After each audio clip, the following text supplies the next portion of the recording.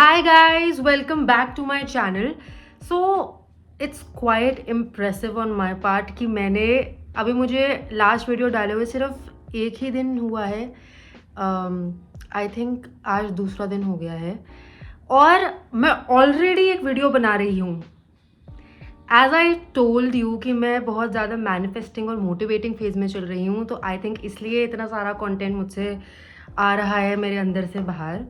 And also I have decided कि vlogs तो चलो है ही है, मुझे थोड़ी ना एक इंटरैक्टिव वीडियो भी बनानी है जिसमें I am talking to my audience about.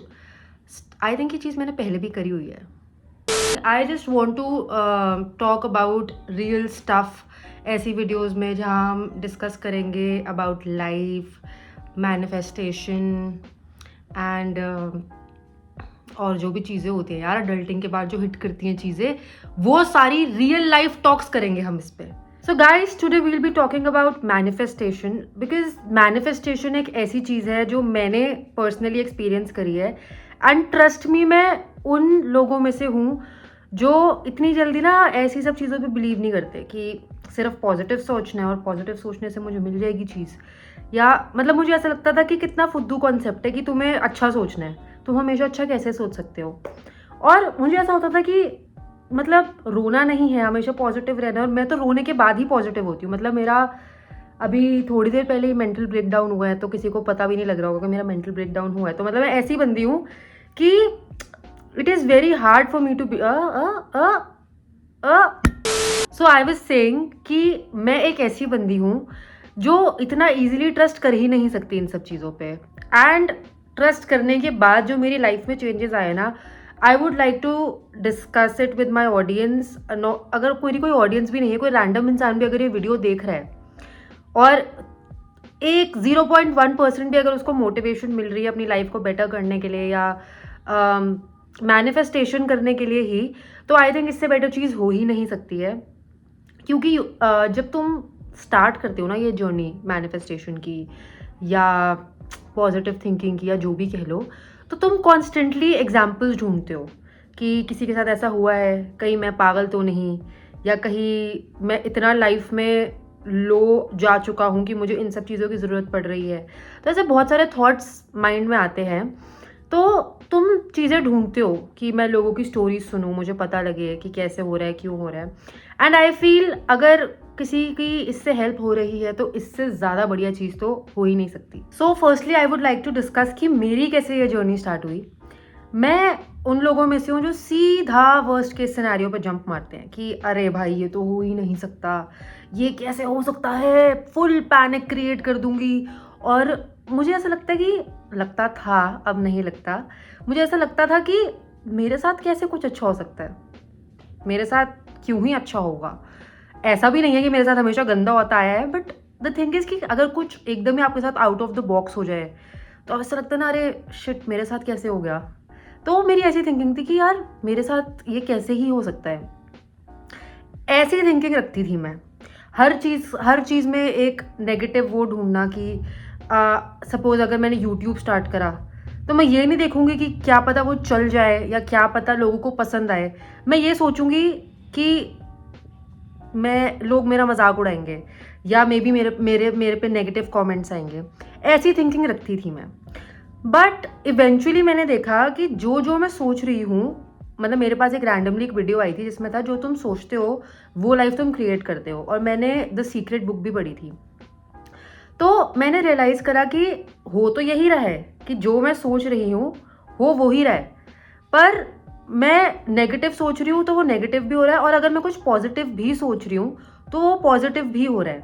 तो पहली चीज़ तो मुझे ये चीज़ सबसे ज़्यादा हिट करी थी कि जो मैं सोच रही हूँ एग्जैक्टली वही चीज़ हो रही है, चाहे वो देर सवेर होए, चाहे आगे पीछे हो जाए, बट हो वो ही रहा है. और ना फिर धीरे धीरे ना 2-4 चीज़ें ऐसे मेरे साथ हो गई कि मैं कुछ अच्छा सोच रही थी और वो हो गया.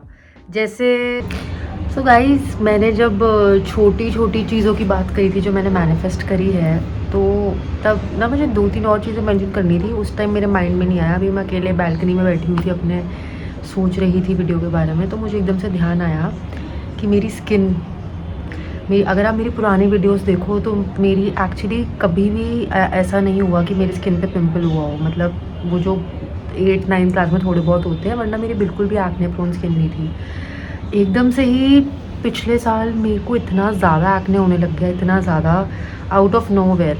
मुझे नहीं समझ आया था क्या हुआ। मैंने सब कुछ कर लिया जो मैं कर सकती थी उसको ठीक करने के लिए, बट वो नहीं हुआ।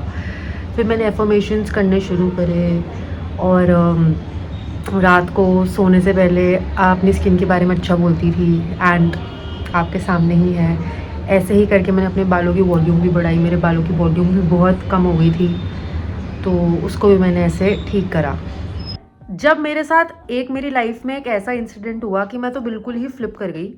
ये 2024 की बात है।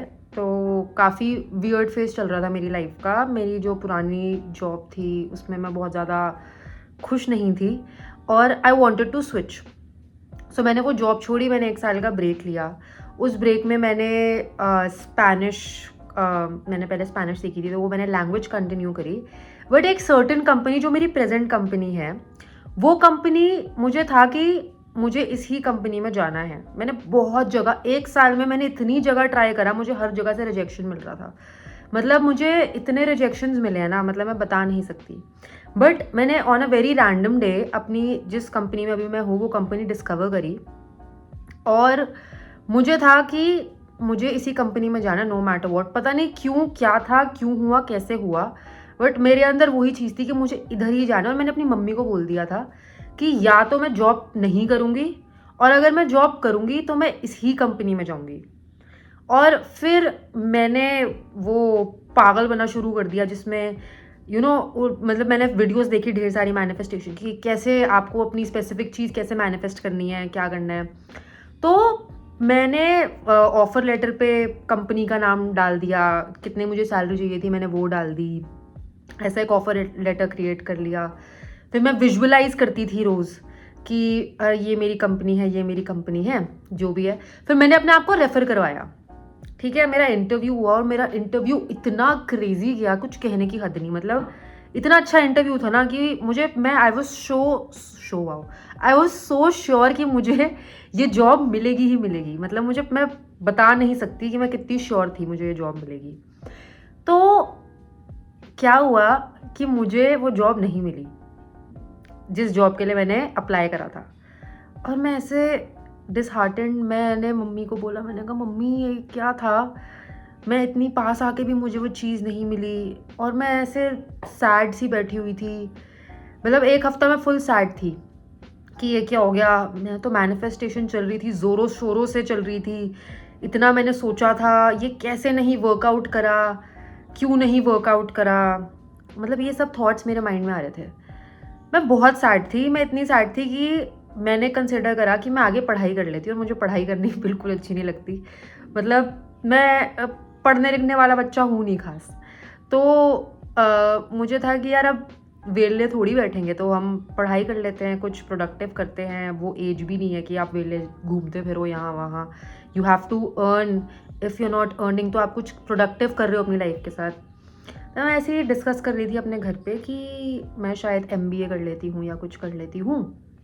और मैं रिजेक्ट हो चुकी हूँ इस पॉइंट ऑफ टाइम पे। पुरानी मतलब जिस जॉब के लिए मैंने अप्लाई करा था, जिसके लिए मैं मैनिफेस्ट भी कर रही थी, उससे रिजेक्ट हो चुकी हूँ। अब मैं लेटी हुई हूँ रैंडमली और मैं डिस्कस कर रही हूँ कि यार ये कैसा, अपनी मॉम के साथ, ये मम्मा कैसा टाइम चल रहा है यार, कुछ भी मैं चाह रही हूँ मुझे नहीं मिल रहा जो मैं चाह रही हूँ। मतलब बहुत सैड टाइम था। मतलब मैं इतनी सैड थी उस पॉइंट ऑफ टाइम पे। मतलब ऐसा था कि क्या ही है ये, क्या ही लाइफ चल रही है। एंड मुझे रैंडमली कॉल आता है HR का कि आप सिलेक्टेड हो। और मैंने कहा सॉरी। तो कहती आप सिलेक्टेड हो, ये है जॉब, इसको फटाफट फिल करो। एंड ट्रस्ट मी गाइज, मैंने जो जॉब मैं कर रही हूँ, मैंने उस जॉब के लिए अप्लाई भी नहीं करा था। मैंने अप्लाई नहीं करा था उस जॉब के लिए। जिस जॉब के लिए अप्लाई करा था वहाँ से मैं रिजेक्ट हो गई थी। एंड अभी जो जॉब मुझे ऑफर हो रही थी उसके लिए मैंने अप्लाई नहीं किया था, मुझसे अप्लाई करवाया गया। एंड मैंने उसके लिए कोई इंटरव्यू भी नहीं दिया, मैंने कुछ भी नहीं करा, और वो मुझे जॉब मिल गई। मतलब और फिर जब मैं गई ना कंपनी में, मैंने रियलाइज़ करा कि जिस जॉब के लिए मैंने अप्लाई करा था वो बहुत अच्छी जॉब नहीं थी, बहुत टॉक्सिक एनवायरनमेंट था वहाँ का, और जो जॉब मुझे मिली है वो फार फार फार फार फार बेटर है उस जॉब से जो जॉब मुझे नहीं मिली, जिसके लिए मैं रिजेक्ट हो गई थी। कंपनी वही, ऑफर लेटर वैसा ही आया जैसे मैंने बना रखा था, एंड सैलरी भी उतनी ही थी जितनी मैंने सोच रखी थी, बट जॉब जो थी ना वो और बेटर थी।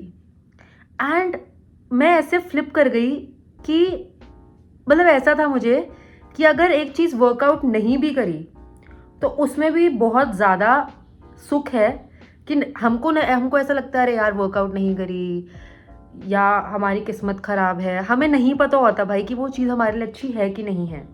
आई वॉज सो शॉक्ड कि अगर मुझे वो जॉब मिल जाती ना जिसके लिए मैंने अप्लाई करा था, मैं 6 महीने से ऊपर सर्वाइव ना कर पाती वहाँ पे। इतना टॉक्सिक माहौल था, इतना वर्क प्रेशर था वहाँ पे, वर्क लाइफ बैलेंस नहीं था, कुछ भी नहीं था। And I am so glad, और उस दिन से मुझे ऐसा लगता है कि आप इस ज़िंदगी में जो भी चाहो वो आपको मिल सकता है। It's all about the mind set, it's all about the mind set. आप अगर आपका माइंडसेट नेगेटिव है तो आपके साथ सिर्फ और सिर्फ नेगेटिव होगा, और अगर आपका माइंडसेट पॉजिटिव है आपके साथ सिर्फ और सिर्फ अच्छा होगा। एंड द थिंग इज़ कि you have to be delusional. अगर आप विजुअलाइज कर रहे हो या स्क्रिप्टिंग कर रहे हो, फॉर एग्जाम्पल अगर आप लिख रहे हो आई एम अ मिलियनेयर, लिख लाख के सब सोच के आप बहुत खुश हो कि हाँ आप विजुअलाइज आपने कर लिया कि मैं मिलियनेयर हूँ, फिर आप रियलिटी में वापस आ रहे हो और आप फिर अपने आप से बात कर रहे हो कि अरे यार ये तो मैंने बहुत बड़ा सोच लिया, मैं तो मिलियनेयर बन ही नहीं सकता, ये कहीं मैं ज़्यादा तो अपनी औकात से ऊपर तो नहीं सोच रहा। ऐसी अगर थिंकिंग कॉन्स्टेंटली आपके माइंड में आएगी, this is what we call doubt, तो फिर तो यार you will never achieve it. You have to be delusional, you have to be a bit यहाँ से, मतलब आप एक बॉलीवुड मूवी का आप you have to imagine that you are a part of a Bollywood movie जहाँ आपके साथ सब अच्छा हो रहा है, सब अच्छा हो रहा है। वो फराह खान का डायलॉग था ना, सॉरी शाहरुख खान का डायलॉग था ना, ओम शांति ओम में, किसी भी चीज़ को पूरी शिद्दत से चाहो तो पूरी कायनात उसे तुम्हें मिलाने में जुट जाती है। That actually happens, it's just that you have to be a bit delusional from here. You have to think, मतलब सब ऐसा ऐसा लगना चाहिए कि फेरी टेल है भाई, सब अच्छा हो रहा है मेरे साथ। और धीरे धीरे धीरे धीरे धीरे पता है क्या है, गेम सारी है सबकॉन्शियस माइंड की। कॉन्शियस माइंड हमें कॉन्स्टेंटली बोलता है कि यार ये सही नहीं है, ये नहीं हो सकता, ये नहीं हो सकता, तुम कैसे मिलियनेयर बन सकते हो भाई, अपनी हरकतें देखिए, अपनी शक्ल देखी है। बट सबकॉन्शियस में अगर वो बात पहुंच गई ना कि हाँ भाई मैं तो मिलियनेयर हूँ, तो कोई भी तुम्हें मिलियनेयर बनने से नहीं रोक सकता। मतलब मिलियनेयर तो एक स्मॉल एग्जाम्पल है, जो भी आपकी मैनिफेस्टेशन है, जो भी आपकी आप चीज़ करना चाहते हो। तो भाई इतनी गर्मी है, I am literally drenched in sweat. So the thing is guys, if you are looking for science, consider it one. I mean universe constantly तुमसे बातें कर रहा है, कॉन्स्टेंटली तुम्हें साइंस प्रोवाइड कर रहा है। Just know that if you are struggling in life और एकदम से ये वीडियो तुम्हारी फीड पे पॉपअप हो जाए या कुछ ऐसा हो जाए कि एकदम से ही आ गई तुम्हारे पास, it's a sign, it's a sign that you need to believe in yourself. जो भी तुम सोच रहे हो तुम्हें वो मिल सकता है यार, इतना कोई डिफिकल्ट नहीं होता। बहुत बहुत बहुत लोगों ने बहुत बहुत कुछ अचीव करा, इट्स जस्ट दैट वो खुद पे बिलीव करते थे। और हम लोग क्या होता है कि हम बहुत जल्दी हिम्मत हार जाते हैं, अरे यार हम तो ये कर ही नहीं सकते। ये एटीट्यूड नहीं चाहिए, एटीट्यूड चाहिए कि बिल्कुल होगा यार, क्यों नहीं होगा, 110% होगा, ऐसा वाला एटीट्यूड चाहिए। एंड थोड़ा डिल्यूजनल बन जाओ यार, यहाँ से थोड़ा हो जाओ। रियलिटी में रह के तो कुछ नहीं उखाड़ पा रहे हो, तो एक बारी डिल्यूजनल होके देखो। सो या दैट्स इट गाइज, डिल्यूजनल याद से होना है। And I genuinely enjoyed, loved making this video. I hope you guys enjoyed too. Be happy, stay positive, and do subscribe to my channel. Bye bye.